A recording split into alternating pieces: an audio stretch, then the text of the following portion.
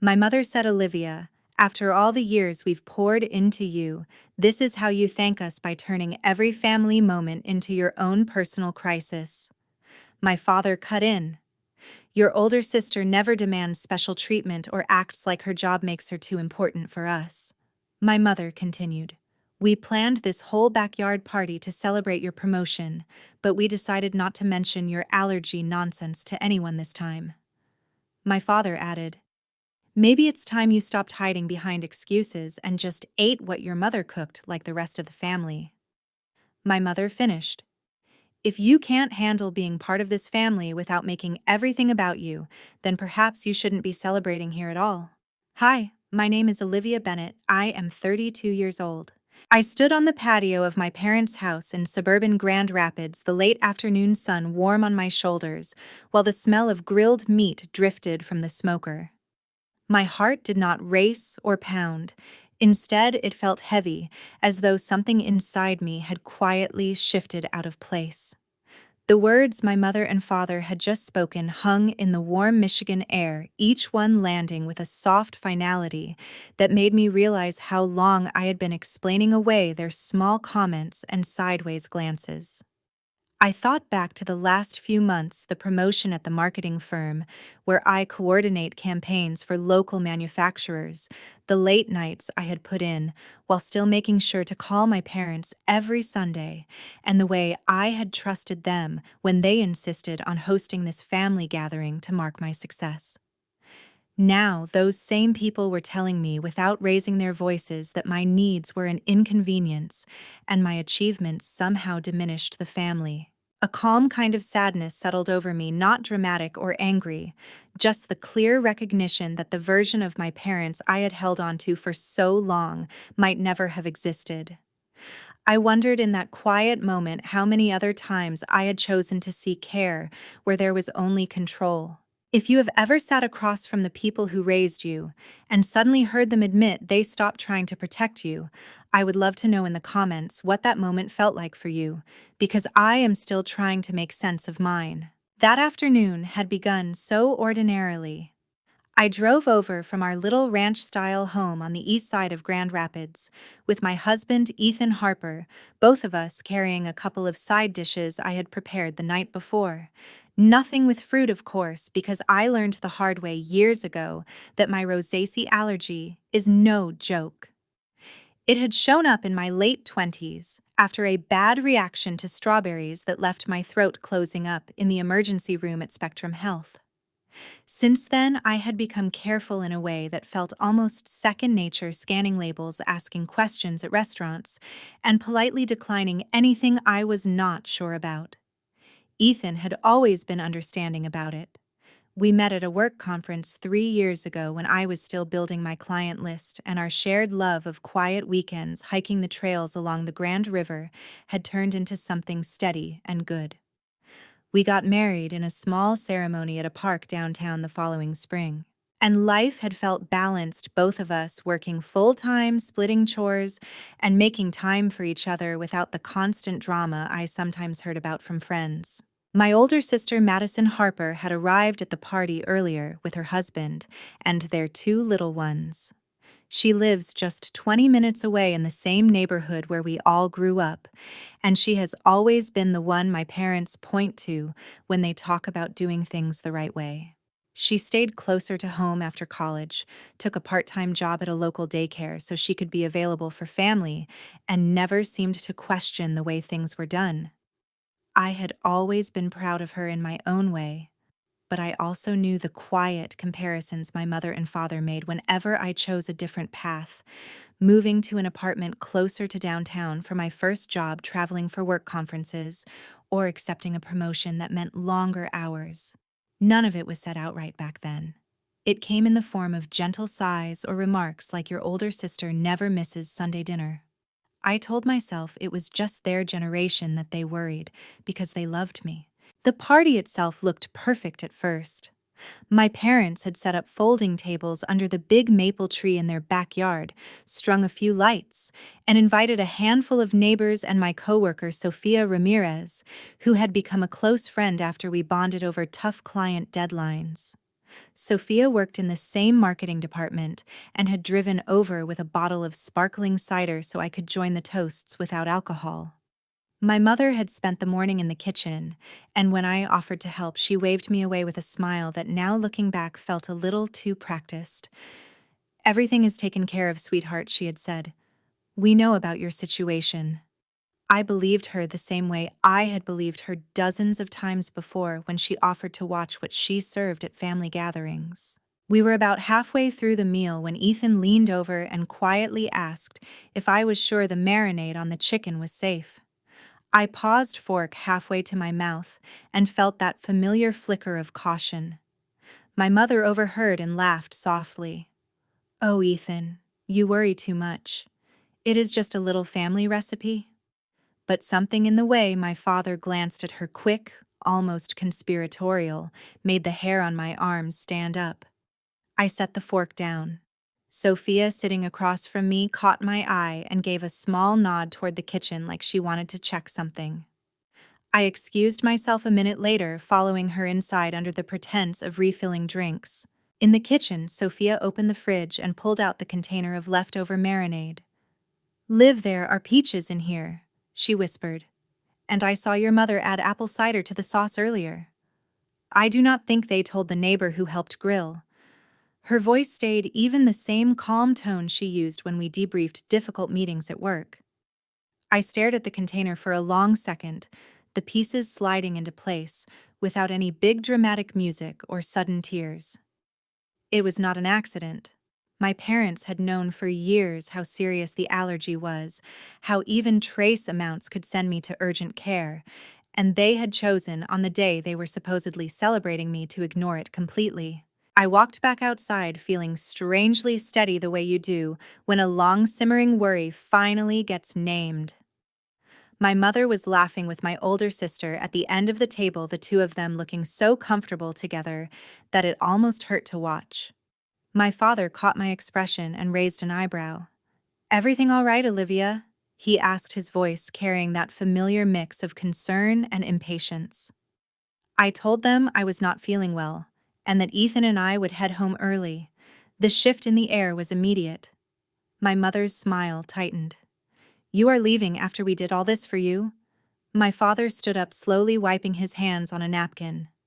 "Your older sister stayed the whole time last month when we celebrated her anniversary. She did not run off because something did not suit her." The words landed softly, but they carried weight. I could feel Sophia watching from her seat, and Ethan's hand found mine under the table. I did not argue or raise my voice. I simply said we would talk later and started gathering our things. The drive home was quiet. The kind of quiet where both of us were thinking the same thoughts, but neither wanted to say them out loud yet. Ethan finally spoke as we pulled into our driveway. "They have been doing this more often lately, have they not?" I nodded because he was right. There had been the canceled weekend trip last summer because your older sister needs help with the kids. The pointed comments about my work travel, the way my mother would call and sigh about how much she missed having both daughters nearby. I had always chalked it up to normal parental worry. Now it felt like something else. Something that had been growing while I was busy building a life they did not quite approve of. That evening, my phone stayed silent for a couple of hours. Then it lit up with my mother's name. I answered on speaker so Ethan could hear the same calm I had felt at the party, still holding steady. She started right in, voice low, but edged with something sharper than I had heard in years. "You embarrassed us in front of everyone, Olivia. Leaving like that, making a scene over nothing." My father jumped in on the line the way he sometimes did when he wanted to back her up. "Your older sister called after you left. She said you made the whole afternoon uncomfortable for her kids. We raised you better than this." I listened without interrupting, the way I had learned to do in tough client meetings, letting them talk until the real reason slipped out. My mother finally said it. "We thought if you had to deal with one bad reaction, maybe you would realize how much easier life is when you just go along with the family instead of always putting your career first." The admission sat between us like a stone dropped into still water. I did not yell or cry. I told them I needed time to think and ended the call. Ethan looked at me across the kitchen table, his expression gentle but serious. "You do not have to carry this alone," he said. I nodded, but inside I was already turning the moment over in my mind, the way you do when something changes the shape of your past. All those years of believing my parents simply wanted what was best for me rearranged themselves into a different picture, one where my independence had slowly become a threat to the way they saw our family. My older sister had always fit the picture they wanted. I had stepped outside it. And tonight, they had shown me exactly how far they were willing to go to pull me back in. The next morning, I went to work like usual, the familiar hum of the office in downtown Grand Rapids feeling steadier than my own thoughts. Sophia brought coffee to my desk and did not push for details, just sat with me for a few minutes in comfortable silence. "Whatever you decide," she said quietly, "I have got your back at the next team meeting." It was such a small thing, but it reminded me that not every relationship in my life required me to shrink myself. In the afternoon, I scheduled a session with Dr. Elena Vargas, the therapist I had seen a few times over the years when work stress crept up. I did not know yet what I would say to my parents, but I knew the old pattern, swallowing my feelings, keeping the peace showing up anyway, had reached its limit. 2 days later, my phone rang again. This time, it was my father alone on the line. His voice carried that particular tone he used when he wanted to sound reasonable, but was really delivering a message from my mother. "Your older sister is worried about you," he said. "She thinks you are pulling away because of one little misunderstanding at the party. We all do." I listened to the way he framed it, the subtle twist that made my boundaries sound like the problem instead of their choice to ignore my allergy. He did not mention the marinade or the deliberate omission. Instead, he talked about family loyalty and how disappointed they were that I would let a food preference come between us. The word preference landed like a quiet slap. I told him I loved them, but that I needed space to figure out what our relationship could look like if it was not built on me always accommodating them. He sighed the way he had when I announced my engagement to Ethan 3 years ago, half resignation, half judgment. "Your mother and I expected more from you," he said before hanging up. That call stayed with me through the rest of the week. I found myself replaying childhood memories in the quiet moments, how my parents had cheered loudly at my older sister's high school graduation, but offered only polite applause at mine, how they had helped her buy her first car, but told me to figure it out when I needed one for college. None of it had seemed malicious at the time. It had simply been the way things were. Now the pattern felt impossible to unsee. Ethan and I talked about it over dinner one night, the kind of long, slow conversation we had grown good at after 3 years of marriage. He reminded me that his own parents had been distant in different ways, and that choosing peace sometimes meant choosing distance.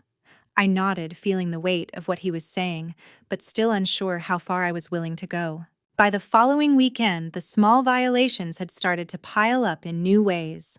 My mother sent a group text inviting everyone to a last-minute Sunday brunch, adding a note that read, "Olivia, we will make sure there is something plain for you this time," as if the party incident had been my imagination.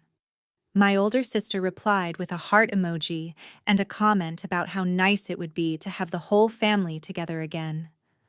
I stared at the messages for a long time before typing a short reply that I had other plans. The silence that followed felt louder than any argument. Later that evening, my father left a voicemail, his tone shifting from disappointed to something closer to frustrated. "We are not asking for much," he said. "Just show up and stop making everything so difficult." I saved the message not because I wanted to listen to it again, but because I needed proof for myself that this was really happening. Sophia noticed the change in me at work the next week. We were reviewing a campaign timeline in the conference room when she set her tablet down and asked point blank if everything was okay at home. I told her the basics, the party, the marinade, the calls, and she listened without interrupting. "That is not love," she said simply. "That is control wearing a family label." The words were gentle but clear, and they echoed the same thought I had been circling in my own mind. I thanked her and went back to my desk feeling a little less alone, even as the pull toward my parents' expectations grew tighter. Dr. Elena Vargas's office was in a quiet building near the medical center, the kind of space with soft lighting and comfortable chairs that made it easier to speak honestly. In our first session after the party, I described the backyard gathering and the way my parents had spoken to me afterward. She listened, then asked a question that stayed with me. What would it look like to protect yourself without needing them to understand why? I did not have an answer yet, but the question felt like the beginning of something. On the drive home, I thought about how long I had measured my worth by their approval and how exhausting that had become. Ethan was waiting when I walked in, and we sat on the back porch, watching the late summer light fade over the neighborhood. For the first time in weeks, the quiet between us felt peaceful instead of heavy. The following Friday, my mother called again, this time while I was finishing a report at my desk. Her voice started sweet the way it used to when I was little, and she wanted me to do something without arguing. "We miss you at family things," she said. "Your older sister's kids keep asking where Aunt Olivia is." Then the tone shifted. "We only want what is best for you, but you make it so hard when you act like you are above all of us." I let her finish, then told her I needed more time before we could talk again. She laughed, a short sound that was not really amusement. "Time. We have given you 32 years, Olivia. Do not act like we are the ones who changed." The call ended with her hanging up first, and I sat there staring at my computer screen, the cursor blinking on a half-written email. Something inside me had finally settled into a decision, even if I had not said the words out loud yet. That evening, Ethan and I took a walk along the river path near our house, the kind of walk we used to take when we were first dating. The water moved slow and steady under the bridges, and the city lights reflected off the surface in soft ripples. I told him I was thinking about setting clearer boundaries, maybe limiting calls to once a month, maybe skipping the next few family gatherings until I could trust that my needs would be respected. He squeezed my hand and said he supported whatever I chose, but that he had seen how much the constant small comments had worn on me over the last year. We did not solve anything that night. We just walked and let the decision breathe. The next morning, my father texted a single sentence. "Your mother is hurt that you are choosing your job and your husband over us." I read it twice, then set the phone down without replying. The words did not sting the way they once would have. Instead, they felt like the last piece of a puzzle I had been staring at for years. My older sister had never been asked to choose. She had simply fit the mold they preferred. I had spent my adult life trying to prove I could succeed on my own terms, and every success had quietly threatened the balance they wanted. The allergy incident at the party was not an isolated mistake. It was the moment the mask slipped. I realized with a calm that surprised me that I did not need to convince them they were wrong. I only needed to stop letting their version of family define mine. That realization stayed with me as the days passed, the quiet decision settling deeper with each unanswered message from my parents. I went about my routine in Grand Rapids with a steadiness I had not expected, morning coffee with my husband, while we reviewed our calendars, afternoons coordinating campaigns at the marketing firm, evenings walking the neighborhood paths where the leaves were just starting to turn. The texts kept arriving, each one a little more pointed than the last, but I let them sit unread for hours at a time, giving myself space to breathe before I even opened them. My mother would send photos of my older sister's children playing in the backyard, followed by a simple line about how nice it would be if the whole family could gather again without complications.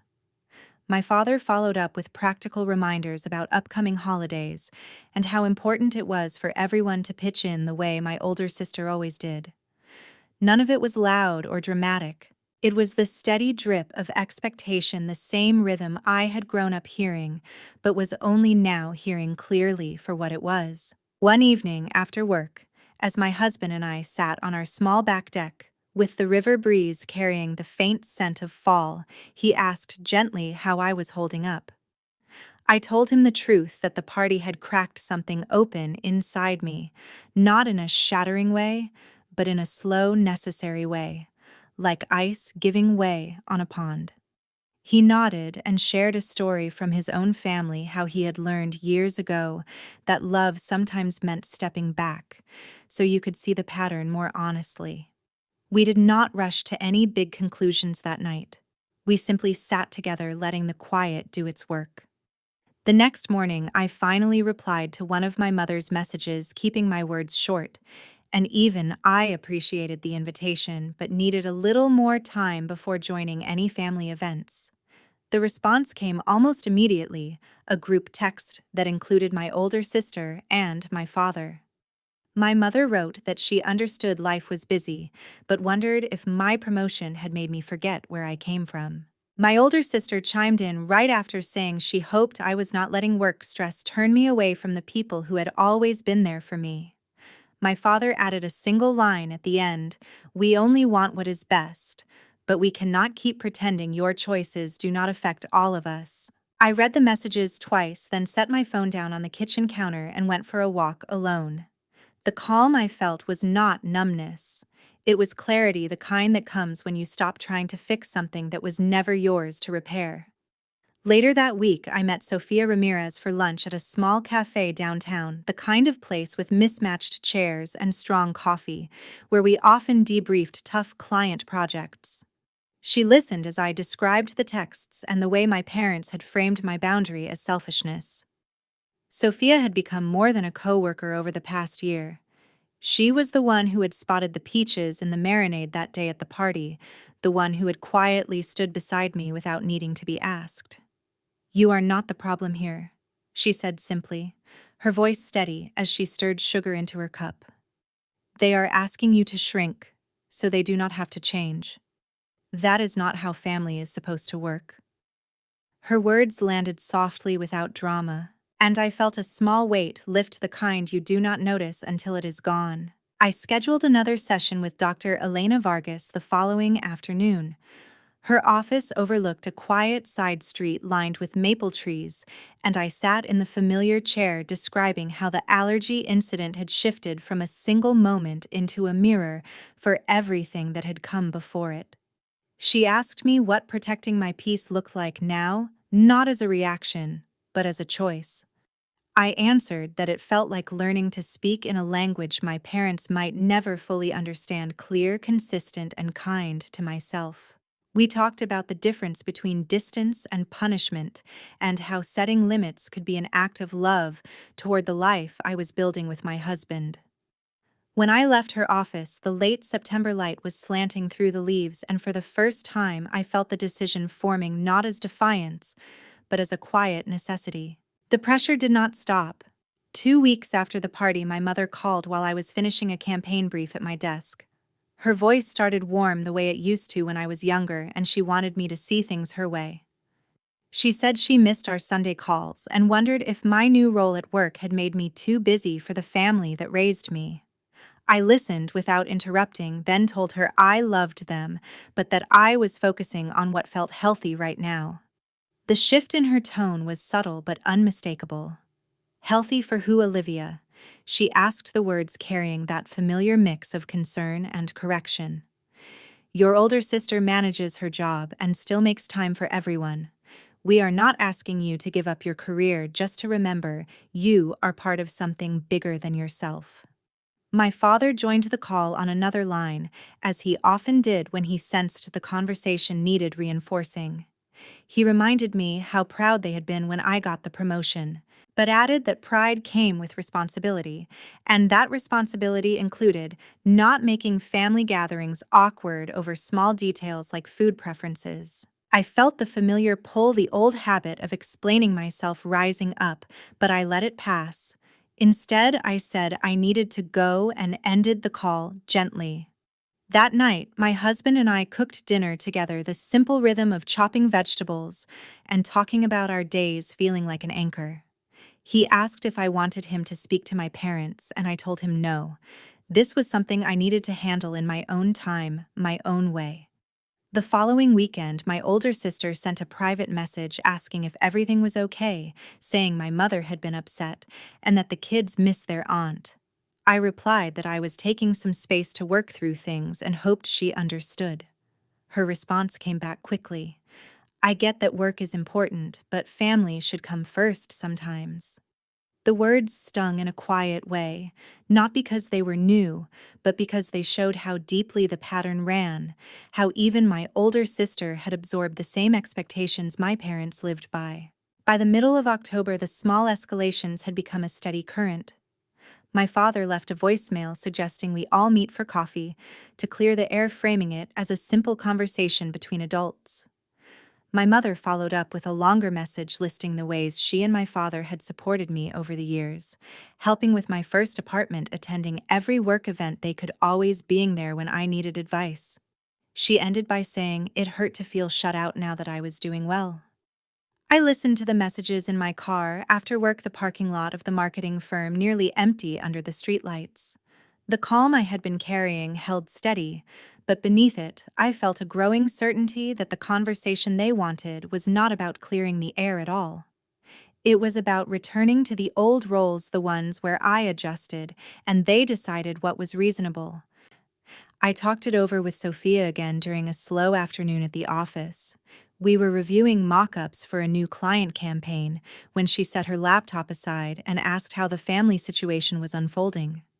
I shared the latest messages, and she listened with the same even attention she gave to every deadline. "You have built something good here," she said, gesturing around the open-plan office we both knew so well. "Do not let them make you question that." Her support felt like a steady hand on my shoulder, nothing flashy, just present. Later that same week, Dr. Elena Vargas and I explored what a boundary might look like in practice, not cutting them off entirely, but limiting the ways their expectations could reach into my daily life. I left the session with a short list of small steps: one call per month, no last-minute invitations, and a clear statement about my needs if we did meet again. It all felt measured and possible, the kind of change that happens in small, deliberate movements rather than grand gestures. The turning point came on a rainy Thursday evening. I had just finished a long day finalizing a project launch when my phone lit up with a group invitation from my mother. She had planned an early Thanksgiving gathering at their house, complete with a note that read, "We will keep everything simple this time so no one feels left out." My older sister had already replied with enthusiasm, tagging my husband and me in the message. I stared at the screen for a long moment, the rain tapping steadily against my office window. The invitation was not just about a meal, it was another quiet test, another chance for me to prove I could fit the shape they preferred.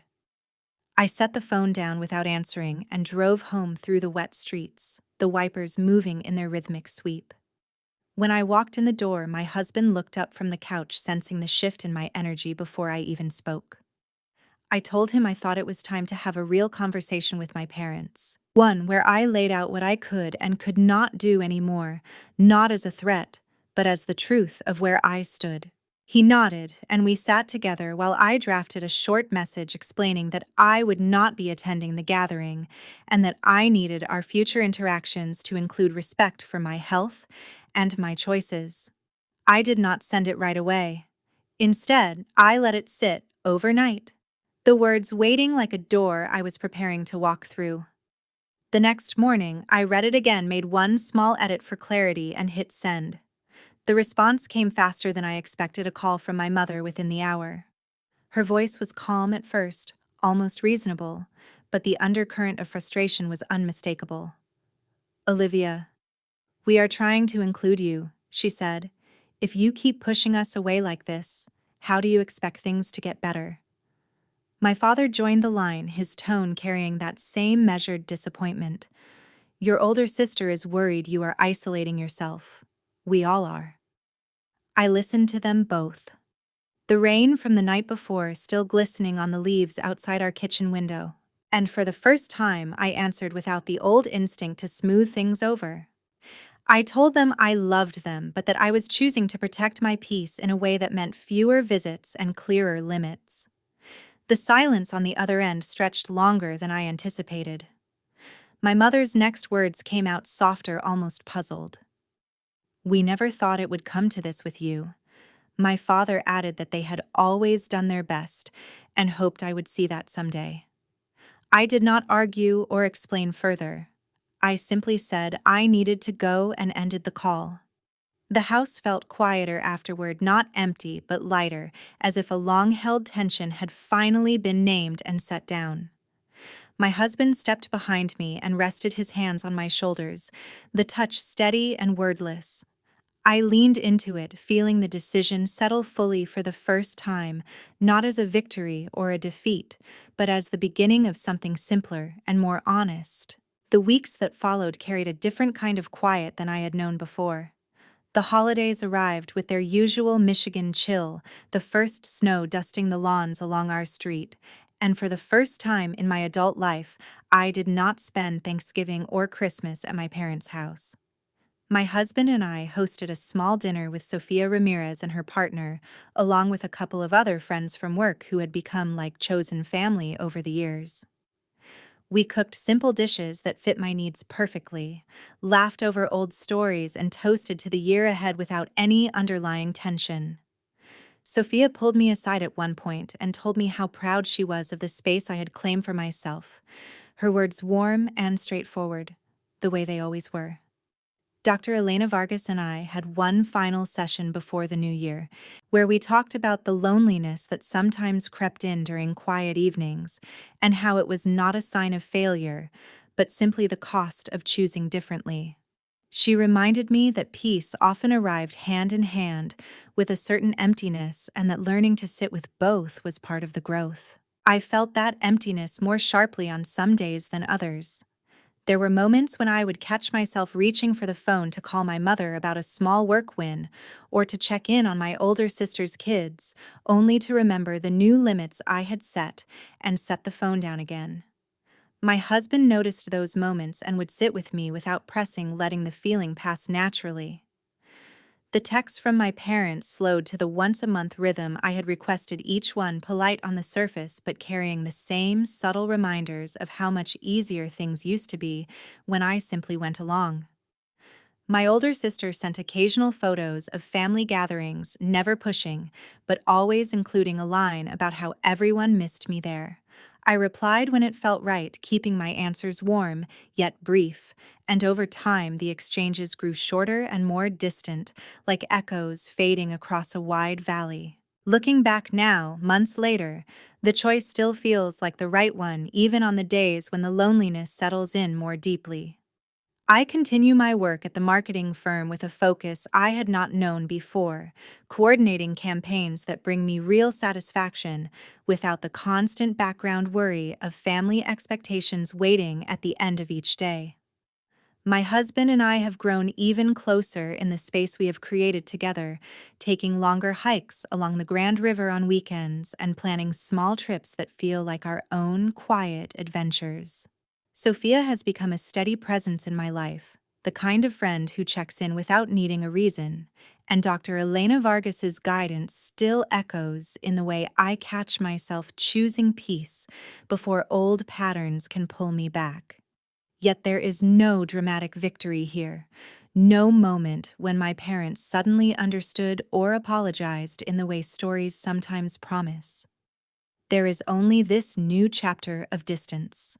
The calm acceptance that some family ties change shape permanently when you stop trying to fit the old mold.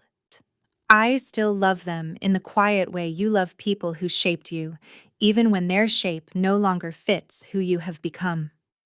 The allergy incident at the party was never really about the food. It was the moment the long pattern became impossible to ignore, the moment my mother and father showed me through their actions that my needs would always be secondary to the version of family they preferred. Setting the boundaries did not bring revenge or dramatic closure. It brought something simpler and more lasting, a life where I no longer shrink myself to keep the peace.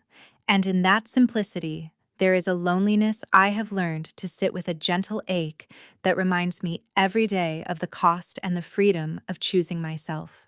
Thank you for listening to my story. If you have ever had to draw a clear line with your own parents to protect your health and your peace, knowing it might leave you feeling more alone for a while, I would love to hear how you found your way through that quiet space.